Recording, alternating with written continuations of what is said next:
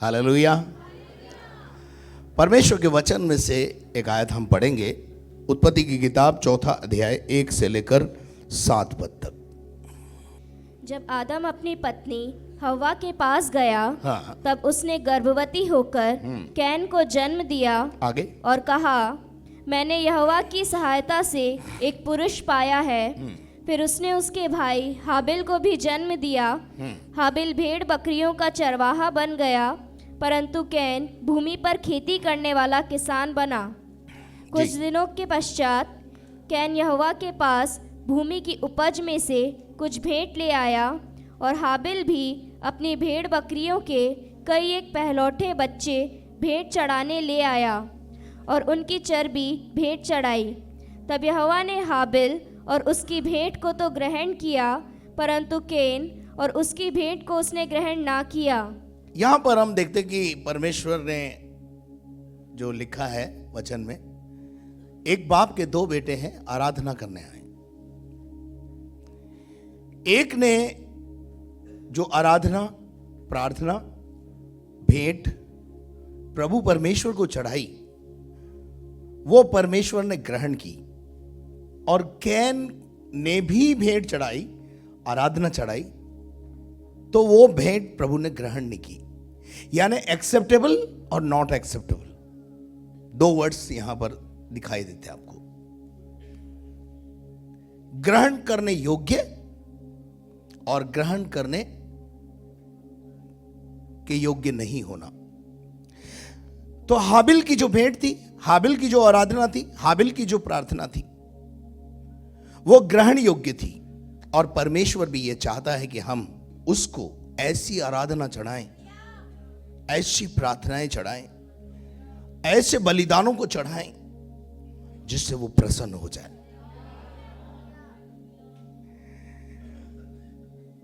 और हाबिल की भेंट को स्वीकार करने के बाद जब कैन की भेंट का बारी आई, तो परमेश्वर ने, बाइबल में लिखा है, परमेश्वर ने उसकी भेंट की ओर देखा भी नहीं। नॉट एक्सेप्टेबल ऑफरिंग्स,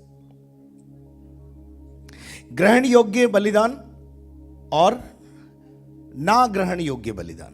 तो वहां लिखा है कि दोनों की आराधना, दोनों की प्रार्थनाएं में से एक प्रार्थना, एक की आराधना, एक की प्रार्थना, एक की भेंट परमेश्वर ने ग्रहण कर ली, और दूसरा उसको देखता ही रह गया। लेकिन परमेश्वर उस दूसरे में भी रुचि रखता है, वैसे ही परमेश्वर आप में भी रुचि रखता है। जब 5वीं आयत को फिर से पढ़ना। परंतु कैन और उसकी भेंट को, परंतु कैन और उसकी भेंट, ना तो कैन को, ना उसकी भेंट को, ना उसकी आराधना को, ना उसकी प्रार्थना को परमेश्वर ने ग्रहण नहीं किया। इसका मतलब क्या है? वो ऐसी भेंट और ऐसे दशवांश, ऐसी चीजें लेकर आया जो नॉट एक्सेप्टेबल थी। इसका मतलब चीज में गड़बड़ थी। कई लोग ऐसा सोचते हैं, बोलते भी हैं, वो ना जमीन में से उगी हुई लाया था, इसलिए जमीन में उगी हुई श्रापित होती है। ऐसा नहीं है। Something is wrong in our life.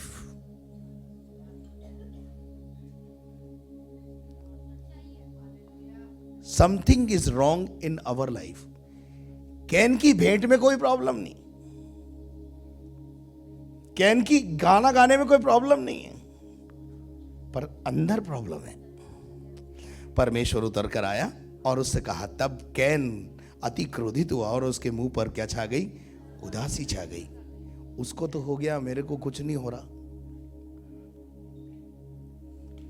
आप इंतजार करिए, आपकी बारी आएगी। आज एक सलाह प्रभु परमेश्वर इस कैन को देने आया है, वही सलाह प्रभु आपको भी दे रहा है। ये सलाह हमारे लिए भी है। और वो सलाह क्या है? 6 पद पढ़ेंगे। तब यहोवा ने कैन से कहा, तब परमेश्वर उतर कर आया और कैन से कहा, कैन से बातें की, कैन से बात की। आपसे भी बात करेगा आज, हर संडे आपसे बात करता है। तो वचन में लिखा है, तब कैन ने कहा, तू क्यों क्रोधित हुआ?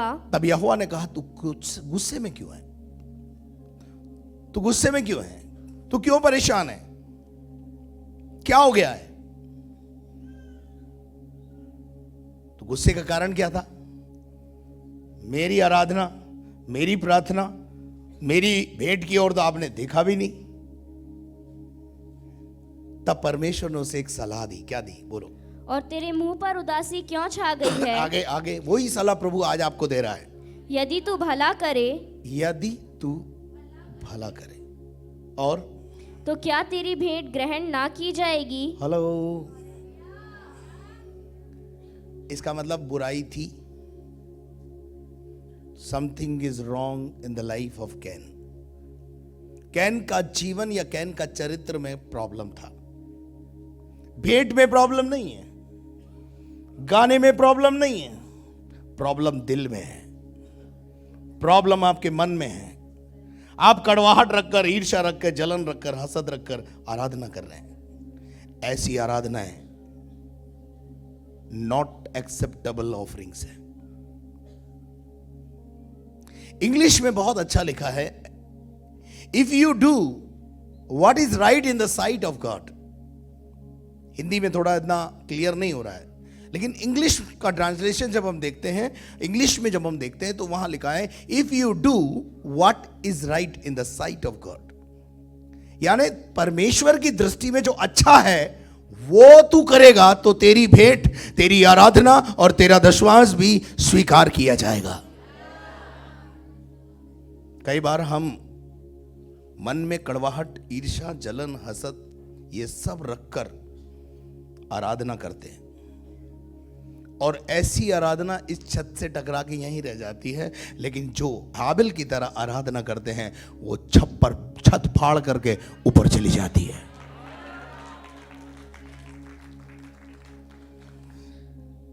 प्रॉब्लम क्या है मालूम है? हमारे जीवन में क्षमा नहीं है। हमारे जीवन में पति पत्नी को क्षमा नहीं कर पा रहा, पति पत्नी को क्षमा नहीं कर पा रहा, सास बहू को क्षमा नहीं कर पा रही, बहू सास को क्षमा नहीं कर पा रही, देवर ननंद के लफड़े चल रहे हैं, क्षमा नहीं कर पा रहे हम एक दूसरे को। तो कड़वाहट अंदर रखकर हम आराधना करने आए। अगर आप कड़वाहट के साथ आराधना करने आए हैं, आप कितना भी पैसा डालें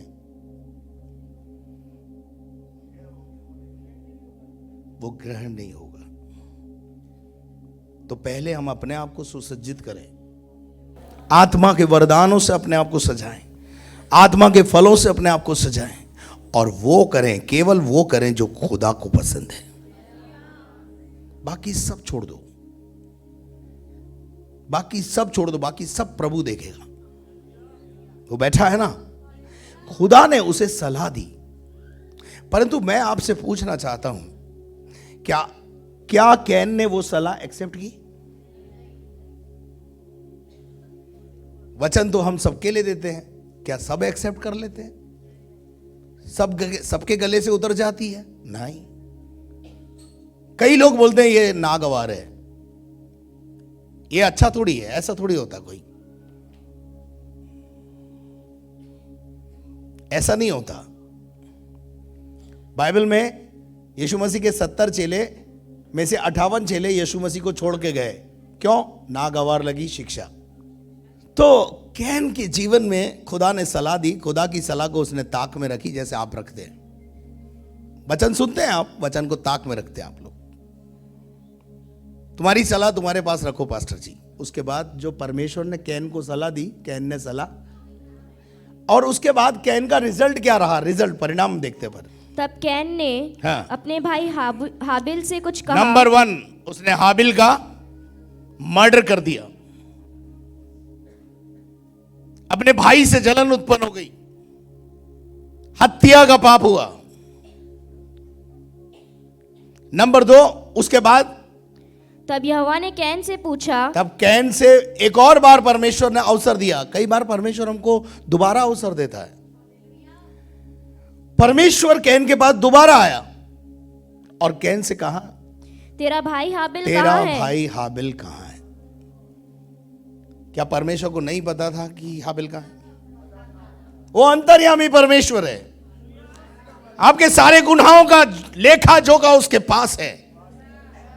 आपके बिस्तर पर जो बैठकर लेटकर आप सोचते हैं, उसका लेखा जोखा भी परमेश्वर के पास है। परंतु परमेश्वर क्यों पूछ रहा है?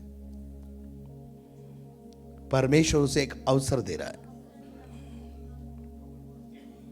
कि वो एक बार आकर मुझसे कह दे मुझसे गलती हो गई है।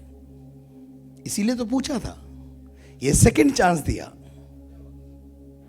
लेकिन उस सेकंड चांस के बाद भी खुदा से बात करने का एटीट्यूड देखो आप वहां पर। उसने कहा, उसको यह कहना चाहिए था, प्रभु मुझे पता नहीं है। इतना काफी नहीं था? कई बार आप में से कई लोग ये भूल जाते हैं कि आप किससे बात कर रहे हैं। आप उससे बात कर रहे हैं जो खुदा का बंदा है। पहली बात, होश में रह के बात करा करो। नंबर 2, परमेश्वर के दास को छूना, उसकी आंख की पुतली में हाथ डालना है।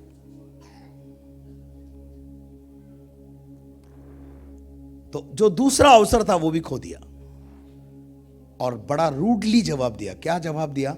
क्या मालूम नहीं। क्या मैं मेरे भाई का चौकीदार हूं? This is a way of talking. क्या ये तरीका है एक विश्वासी का अपने अगुवे से और अपने खुदा से बात करने का? इसीलिए तो इसके एटीट्यूड की वजह से ही हाबिल की भेंट तो स्वीकार हुई, पर इसकी भेंट की अब समझ में आया आपको? हमारा एटीट्यूड बहुत अच्छा होना पहले बात बहुत जरूरी है। सेवकाई से पहले एक अच्छे विश्वासी बनो। अपने शरीरों को जीवता और भावता में बलिदान करके प्रभु को नजर करो। यह तुम्हारी सेवा है। यहां से सेवा शुरू होती है। बाइबल उठाकर प्रचार करना सेवा नहीं है। सेवा नीचे से शुरू होती है। हम्बल योरसेल्फ, अपने आप को नम्र और दीन करो। लोग अपने आप आपको ग्रहण करने लगेंगे। लोगों के दिलों में जगह बनाओ।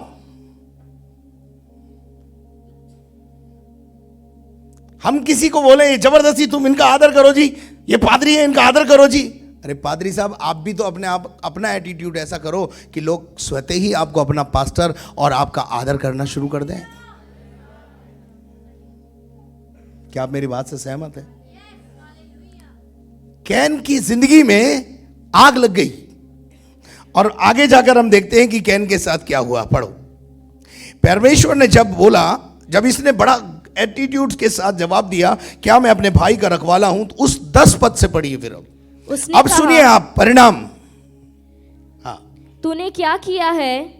हाँ? तेरे भाई का लहू भूमि से मेरी ओर चिल्लाकर, तेरे भाई का लहू चिल्ला कर मेरी दुहाई दे रहा है, पुकार रहा है और कह रहा है मुझे बचा, मेरे भाई ने मेरी हत्या कर दी है।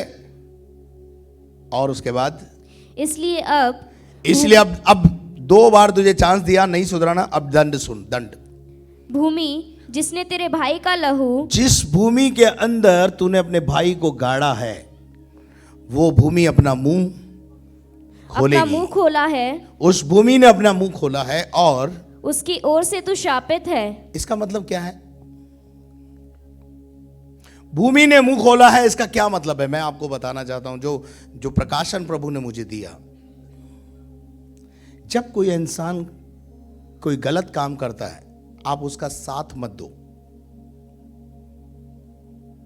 नहीं तो आपका हाल भी बेहाल हो जाएगा। यहां लिखा है भूमि ने अपना मुंह खोला है। भूमि भी कैन के खिलाफ क्या कर रही है? गवाही दे रही है। इसलिए ऐसों का साथ मत दो। उसके बाद लिखा है, पढ़ो। चाहे तू भूमि पर खेती करे। अब सुन, भूमि ने भी बोला है, भूमि इस बात की साक्षी है कि तूने इस भूमि में हाबिल को गाड़ दिया है, सच्चाई को गाड़ दिया है, आराधक को दबा दिया है, अगुवे को दबा दिया है। जो सच्चाई ईमानदारी से चलने वाला है उसको तू दबा रहा है। उसकी सजा सुन। और उसकी सजा क्या दी? चाहे तू भूमि पर खेती करे, कितनी भी मेहनत कर ले, अब तू कितनी मेहनत कर ले, कितनी भी मेहनत कर तू, अब कभी ऊपले पानी नहीं आएगा। इसलिए जब खुदा सलाह देता है ना, और खुदा जब बोलता है, खुदा ऊपर से अब डायरेक्ट आपके पास नहीं आएगा, अपने अगुवों के द्वारा आपसे बात करेगा।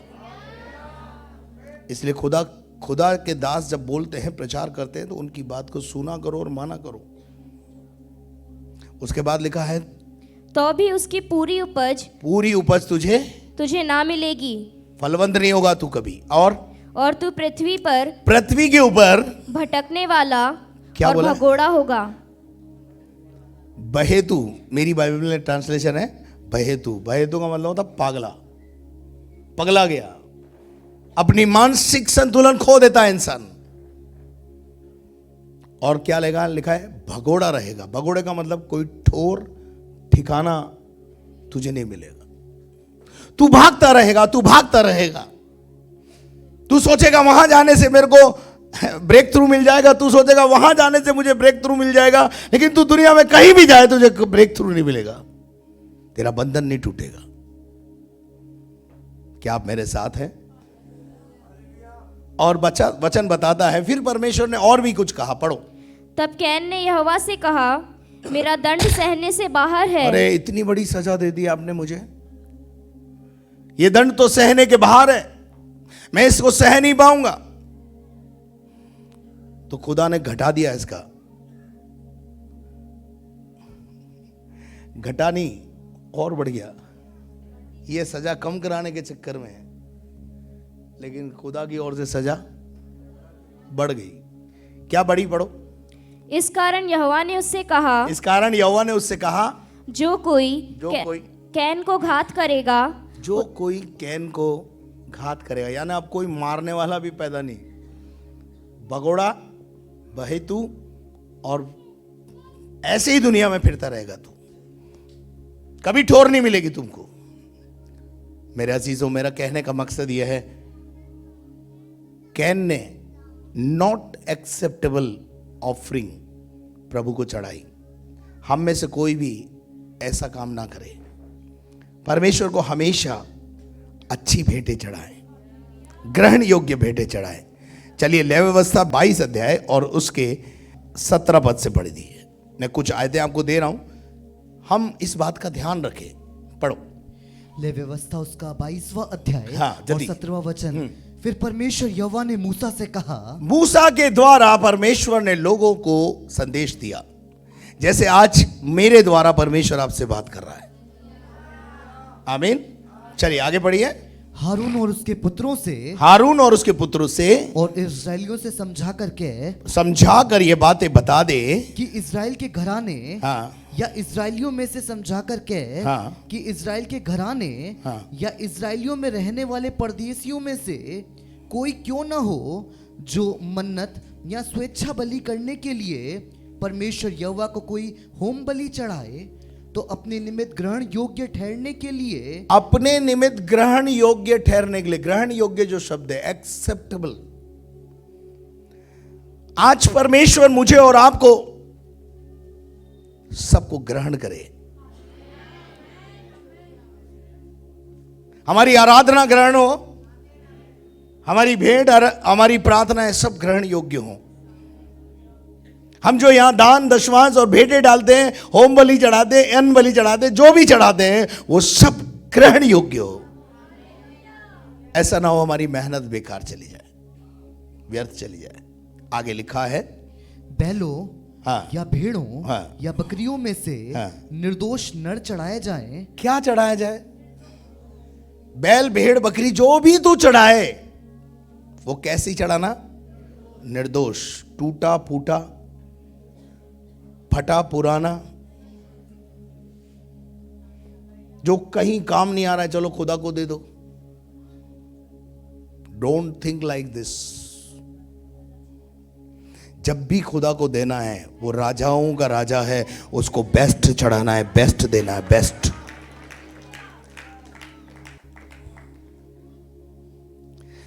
कलीसिया में भी जब हम आते हैं तो बेस्ट तरीके से आए, पूरी तैयारी के साथ आए। Hallelujah, hallelujah.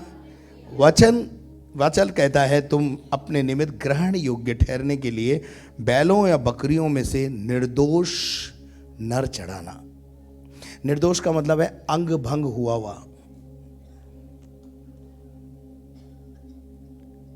जब परमेश्वर जो भेंट है उसको निर्दोष चाह रहा है, तो जो चढ़ाने वाला है वो कितना निर्दोष होना चाहिए? उसमें कोई कलंक नहीं होना चाहिए, वो निर्दोष होना चाहिए। कोई दाग ना हो, कोई झुर्री ना हो। परमेश्वर ऐसी दुल्हन को तो लेके जाएगा जिसको दाग और झुर्री ना हो। हालेलुया। आगे लिखा हुआ है, पढ़ो। जिसमें कोई भी दोष हो, कोई दोष हो, उसे न चढ़ाना। दोष वाली चीज कभी मत चढ़ाना। जब आप इन हाथों से भेंट चढ़ाते हैं ना, हाथ भी पवित्र होने चाहिए। मान लीजिए मेरे हाथ में कोढ़ हो रहा है और मान लीजिए मेरे हाथों में पस है और मैं इससे आपको गुलाब जामुन खिलाऊं, आप खा लेंगे? गुलाब जामुन तो साफ है ना साहब, हाथ ही तो गंदा है। सर थोड़ा सा दो, खा लोगे? आपका हाथ पवित्र होना चाहिए, आपका जीवन पवित्र होना चाहिए, आपकी सोच पवित्र होनी चाहिए।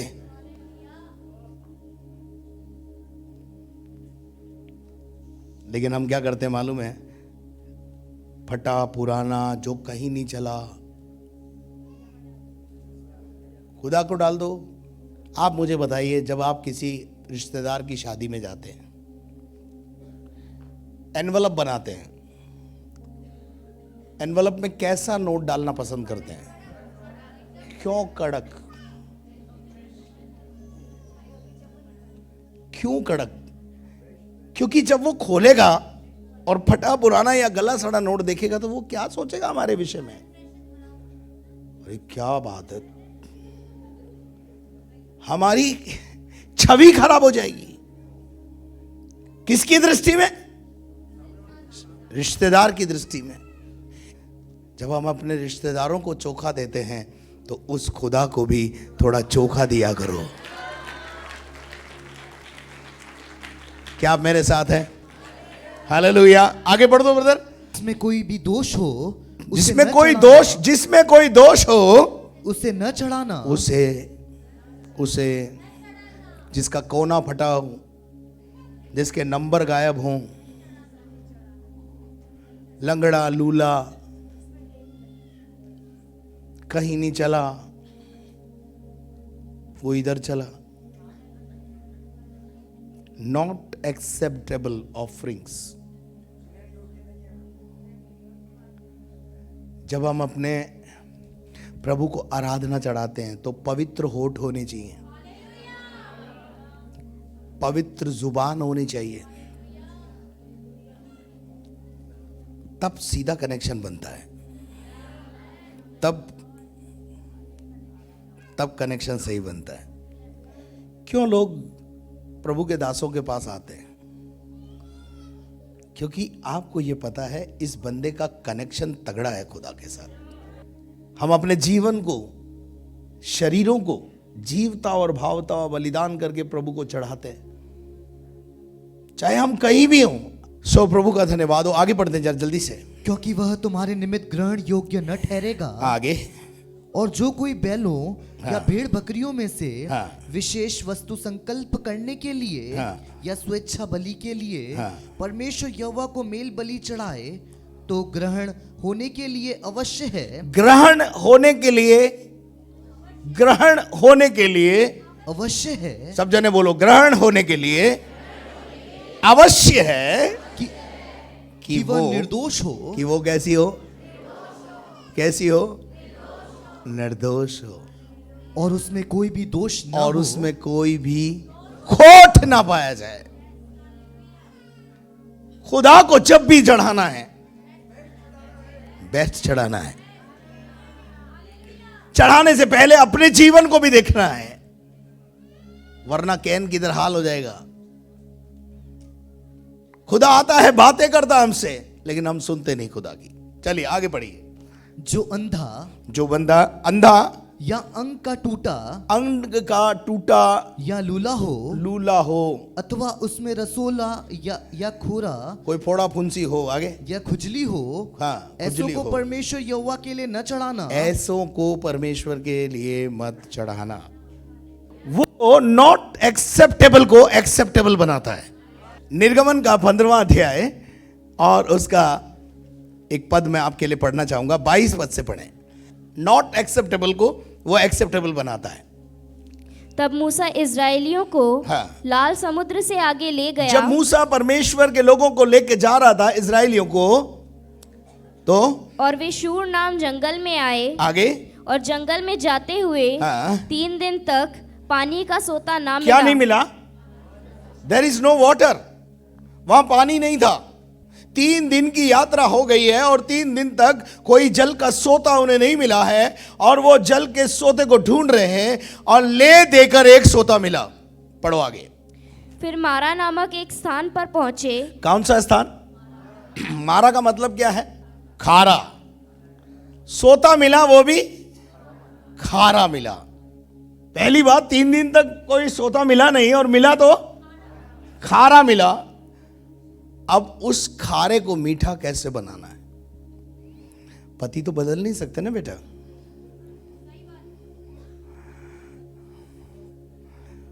पत्नी भी बदली नहीं जा सकती,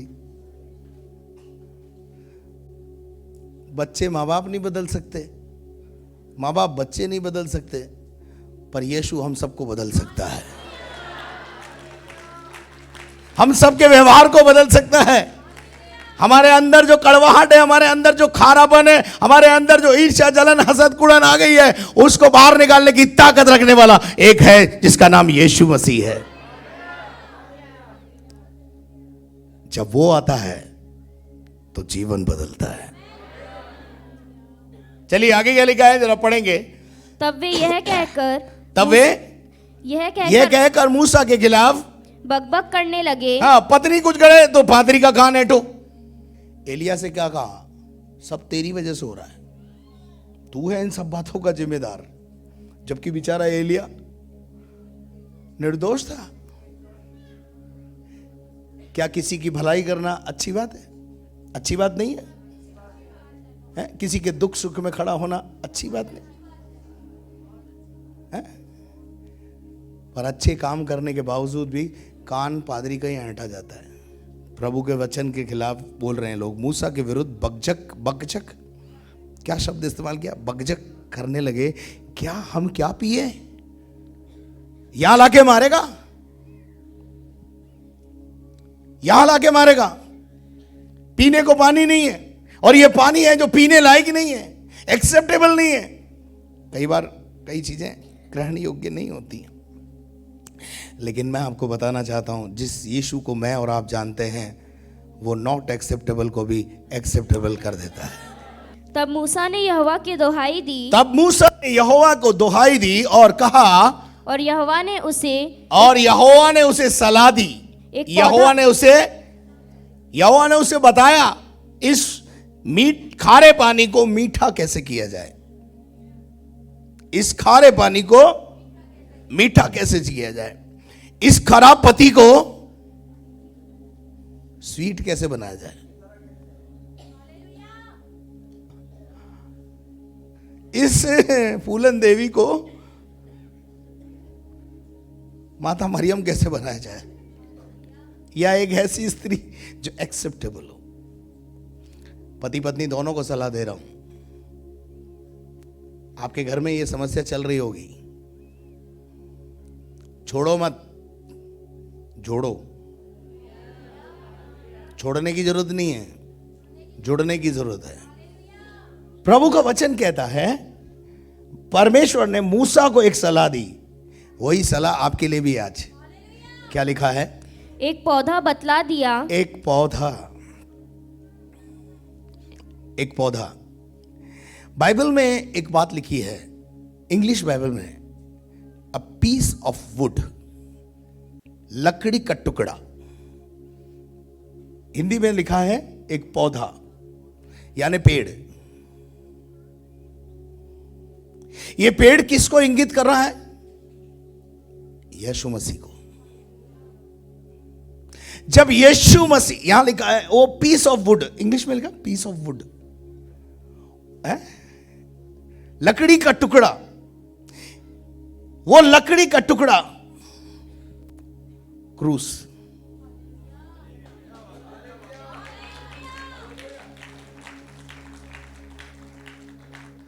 जब क्रूस की कथा अंदर जाती है तो कड़वाहट बाहर आती है।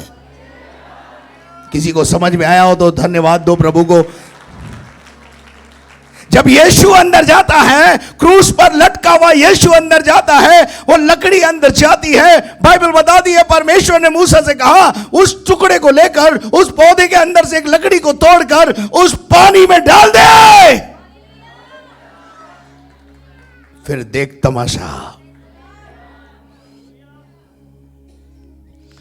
पहले आपके पति बहुत खराब थे, कईयों का अनुभव है, यहां आते भी नहीं, अभी साथ आते। वो टुकड़ा अंदर गया तो भारी बदलाव आ गया।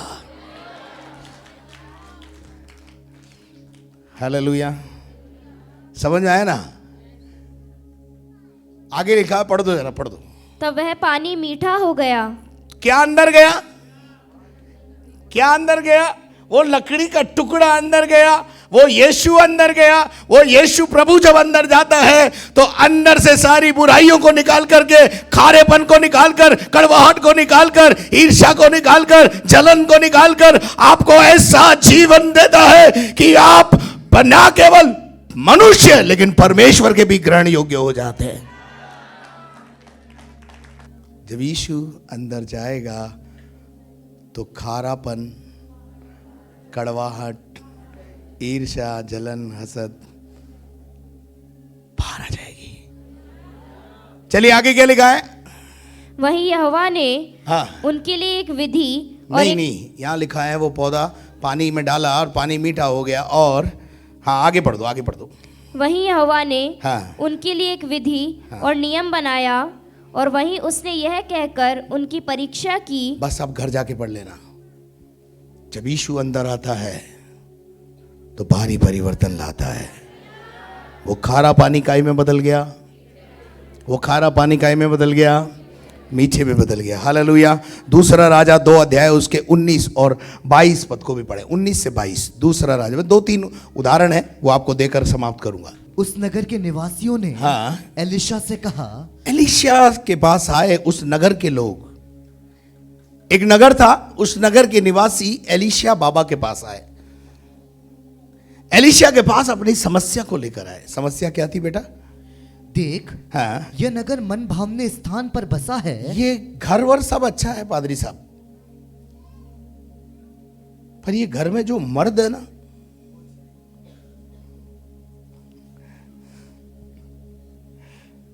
नगर तो मनभावने स्थान पर बसा हुआ है जैसा मेरा प्रभु देखता है, हाँ, परंतु पानी बुरा है। पानी बुरा है, सांस ठीक नहीं है, सब कुछ ठीक है पादरी साहब,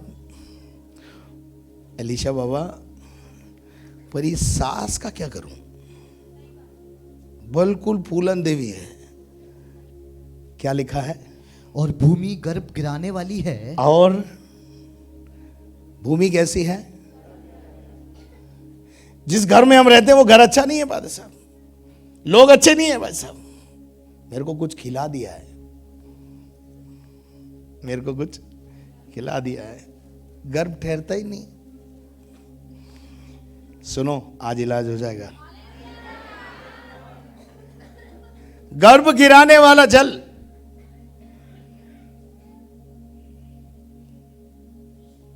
लिखा हुआ है।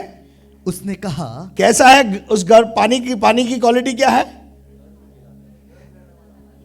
गर्भ गिराने का मतलब है उन्नति नहीं है, फ्लोरिश नहीं हो रहे हम। गर्भ धारण करने का मतलब है उन्नति करना, बढ़ना, फलना फूलना। लेकिन पानी में प्रॉब्लम है, एटमॉस्फेयर में प्रॉब्लम है, घर के वातावरण में प्रॉब्लम है, घर के अंदर जो लोग रह रहे हैं उनमें प्रॉब्लम है। घर में कोई प्रॉब्लम नहीं होती। लिखा हुआ है, उसने कहा, समस्या का समाधान एलीशा ने दिया। एलीशा के पास गए तो एलीशा ने क्या दिया? समस्या का समाधान दिया। और समस्या का समाधान क्या दिया बेटे? पढ़ो। एक नए प्याले में नमक डालकर, एक प्याला ले, एक प्याला ले। प्याला कैसा होना चाहिए? जिसमें कभी किसी ने चाय पानी नहीं पिया हो, नया। हालेलुया। और उसके बाद क्या कर? उसमें क्या डाल दे? नमक डाल दे और मेरे पास ले आओ। और नमक डाल के उसको मेरे पास ले आओ। आगे आगे। वे उसे उसके पास ले आए। हाँ। तब वह जल के सोते के पास निकल गया। जब कहां गया वो? उस जल के सोते के पास गया। जो जल गर्भ धारण नहीं करने देता था, जो उन्नति नहीं करने देता था, उस सोते के पास वो गया और क्या करा उसने? और उसमें नमक डालकर कहा। क्या डाल दिया? वो नमक कौन है? यीशु मसीह। और यीशु मसीह ने हमें भी बोला है, हम भी पृथ्वी के क्या हैं? नमक है। जहां हम जाएंगे वहां ऐसा परिवर्तन आएगा, बदलाव आएगा। क्या आप मेरे साथ हैं? नमक डालकर कहा, यहोवा यूं कहता है, मैं यह पानी ठीक कर देता हूं। कुछ डालने से होता है रे भाई। पहले लकड़ी का टुकड़ा डाला तो कुछ हुआ, इधर नमक डाला तो कुछ हुआ। हेलो, आप मेरे साथ हैं? और लिखा है, यहोवा यूं कहता है कि ये पानी को मैं क्या कर देता हूं? ठीक कर देता हूं। और ठीक करने के बाद क्या हुआ? जिससे वह फिर कभी मृत्यु या गर्भ गिराने का कारण न होगा। यीशु ने जिंदगी दी मुझे, मृत्यु नहीं दी है। यीशु ने जिंदगी दी है हमें, मृत्यु नहीं है। मौत पर हमने फतेह पाई है। हालेलुया। मैं नहीं मरूंगा, मैं जीऊंगा और अपनी इन आंखों से परमेश्वर को देखूंगा। हालेलुया। क्या लिखा है? मैं पानी को ठीक कर देता हूं जिससे वो फिर कभी मृत्यु या गर्भ गिराने का कारण ना होगा।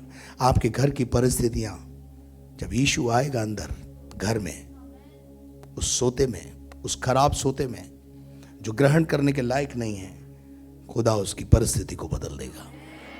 कितने लोग विश्वास करते हैं? आमीन। चलिए एक और आयत पढ़ेंगे हम, और दूसरा राजा 4 अध्याय 38 पद से 41 पद तक। ये तीनों उदाहरण एक जैसे हैं बाइबल में। तब एलीशा गिलगाल को लौट गया। एलीशा गिलगाल को लौट आया और उस समय देश में अकाल था। देश में क्या है? देश में अकाल पड़ा हुआ है। और भविष्यद्वक्ताओं के चेले उसके सामने बैठे हुए थे। जब भविष्यद्वक्ताओं के चेले, यानी एलीशा के और चेले और भविष्यद्वक्ताओं के चेले उसके सामने बैठे हुए थे, और उसने अपने सेवक से कहा, हंडा चढ़ाकर भविष्यद्वक्ताओं के चेलों के लिए कुछ पका। अकाल के समय में परेशानी का विषय है। मेहमान आए हुए घर में और भविष्यद्वक्ताओं के सामने रखने के लिए कुछ भी नहीं है। तो ये भविष्यद्वक्ता, एलीशा ने कहा, जाओ जंगल में जाओ और जंगल में से जो कुछ मिलता है बटोर के ले आओ। और ये बटोर के ले आया। और जब वो बटोर के ले आया तो क्या हुआ? पढ़ो। तब कोई मैदान में साग तोड़ने गया, यानी सब्जी तोड़ने गया, और कोई जंगली लता पाकर अपनी अखबार भर जंगली फल तोड़ ले आया। सब्जी भी लाया और सब्जी के संग क्या हो गया? गलती से कोई ऐसी सब्जी, कोई ऐसा फली, ऐसी फली जिसमें जहर था, वो भी ले आया। पता नहीं चला, अनजाने में आ गई। जानबूझ के तो कोई ऐसा काम नहीं करता। कई बार आपके घर में परिस्थितियां ऐसी हो जाती हैं, जानबूझ के तो कोई पाप नहीं करता, जानबूझ के तो कुछ नहीं करता कोई, लेकिन अनजाने में लाइफ में कुछ प्रॉब्लम आ जाती है। यहां ऐसा ही हुआ। पहली बात, अकाल का टाइम है, आसानी से सब कुछ मिल नहीं रहा है, जो मिला उसमें भी प्रॉब्लम, जो मिला उसमें भी प्रॉब्लम। लेकिन लिखा है कि जंगली लता या जंगली कोई फली टूट गई, आ गई और उसको उसने और काटा फाक फाक करके और उसे क्या कर दिया, उसने उसके साथ मिक्स कर दिया। क्यों मिक्स कर दिया? क्योंकि उस जंगली फली के बारे में उसे जानकारी नहीं थी। आत्मिक बात समझना है। यहां पर बहुत सारी झूठी शिक्षाएं आपके घर में घुस जाती है, आपको पता ही नहीं चलता। आप समझते हो मैं भोजन बना रहा हूं, ये आत्मिक भोजन दे रहा है। वो आत्मिक भोजन नहीं है, वो जहर घोल रहा है। वो आपको भक्तिहीन बनाने आया है, ध्यान रखना। उसको आपको नरक ले जाना, उसका लक्ष्य यह है, डाइवर्ट करता है। लेकिन यह हुआ कैसे है? अनजाने में। और अब परमेश्वर अपना काम करेगा। हालेलुया। लिखा है तब उन्होंने हाँ उन मनुष्यों के खाने के लिए हाँ हंडे में से परोसा। उसमें से क्या करने लगे? वो जिसमें क्या था, पढ़ी है ना बाइबल। जैसे उसे उन्होंने चखा, जोर से चिल्लाए। क्या लिखा है? तब उन्होंने मनुष्य के समय हाँ परोसा, और खाते समय जैसे ही उन्होंने मुंह में रखा, और जैसे ही पहले व्यक्ति ने मुंह में रखा, वो जोर से चिल्लाया। क्यों चिल्लाया? क्योंकि समथिंग इज रॉन्ग। तो वचन कहता है खाते समय वे चिल्लाकर बोल उठे, परमेश्वर के भक्त, हे परमेश्वर के भक्त, हंडे में जहर है। क्या है? क्या आ गया है? आज झूठी शिक्षाएं हमारे घरों में घुस आई है। मृत्यु ने राज्य कर लिया है। कौन सी मृत्यु? दूसरी मृत्यु।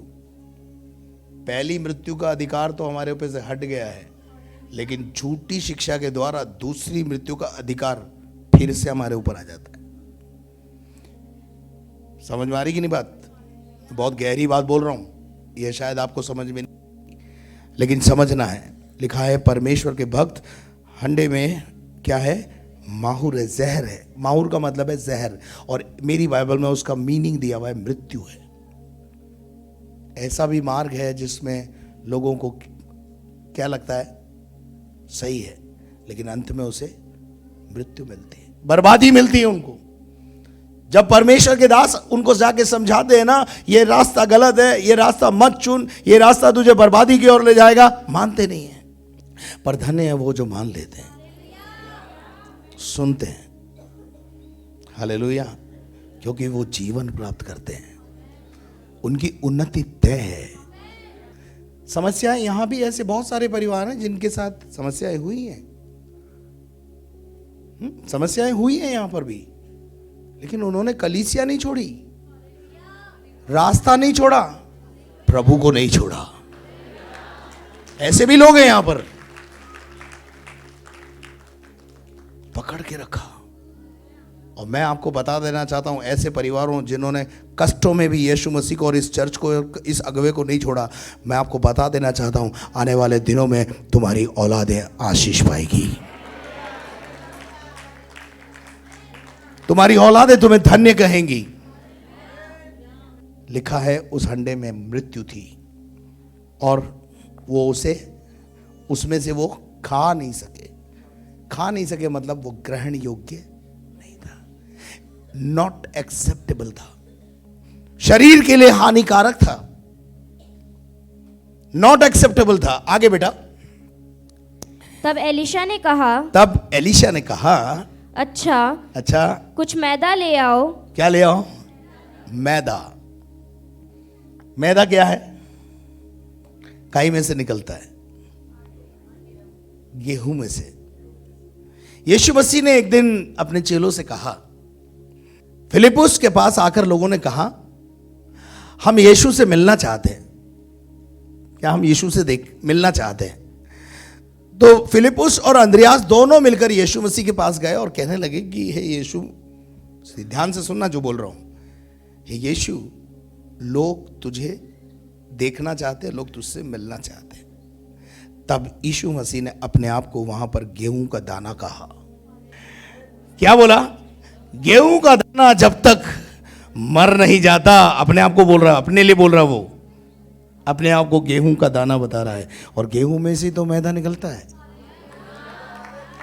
गेहूं को जब मथते हैं, बिल्कुल मैदे कैसे निकालते हैं आप घर में? पहले गेहूं के बाद उसका आटा, और आटे में से और भी ज्यादा कप्पड़ छान जब हम करते हैं तो मैदा निकलता है। वो मैदा और कोई नहीं है, मेरा और आपका यीशु मसीह है। जब वो खाने की हांडी में जाता है, नॉट एक्सेप्टेबल को ग्रहण योग्य बना देता है। क्या आप मेरे साथ हैं? लिखा है, आगे लिखा है, मैदा ले आ। मैं पूछा, प्रभु ये मैदा वैदे का क्या लफड़ा है? तो प्रभु ने बोला, और कुछ नहीं, मैं ही हूं। जब मैं आता हूं तो मृत्यु नहीं, जीवन लाता हूं। जब से प्यारा यीशु आया, मेरा जीवन बदल गया। कितनों का बदला है? ओके। पहले हम कड़वाहट, ईर्ष्या, जलन, हसद, कोई हमें अपने पास बैठाना भी पसंद नहीं करता था, लेकिन अब हम ग्रहण योग्य हैं। अब हम समाज के अंदर ग्रहण योग्य हैं। हालेलुया। क्योंकि परमेश्वर का पुत्र यीशु मसीह, जब वो लकड़ी का टुकड़ा, वो गेहूं का मैदा जब अंदर गया, वो प्याला जो नमक का है वो जब हमारे अंदर गया, उसने हमारे जीवन के अंदर से सारी बुराइयों को निकालकर हमें ग्रहण योग्य बना दिया। हालेलुया। क्या आप मेरे साथ हैं? यीशु जब अंदर आता है, मैंने पिछले बार बताया था, जब लकड़ी का गट्ठर आग पे जाता है तो छुपे हुए सांप को भी बाहर ले आता है। और वो छुपा हुआ सांप बाहर आके भी हमला करता है। छुपा हुआ सांप बाहर आके हमला करता है। लोग क्या बोलते हैं मालूम है? देखो देखो, ये वहां से बचा, प्रभु का न्याय आया, अब ये मरेगा। लेकिन 5 ही मिनट के बाद लोगों की मानसिकता बदल जाती है। आपके प्रति भी लोगों की मानसिकता कल बदलने वाली है।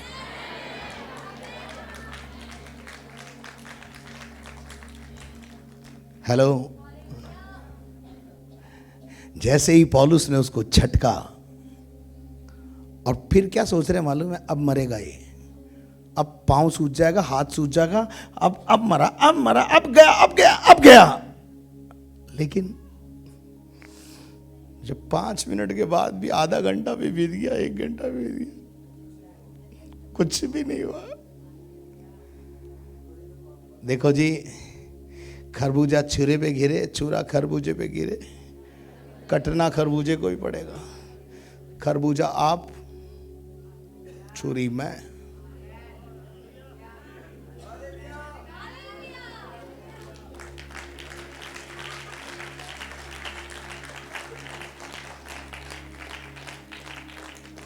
नुकसान आप ही को होगा। धन्य हैं आप कि आप इस कलीसिया में बने हुए हैं और आपके बच्चों का उन्नति हो रही है। हालेलुया।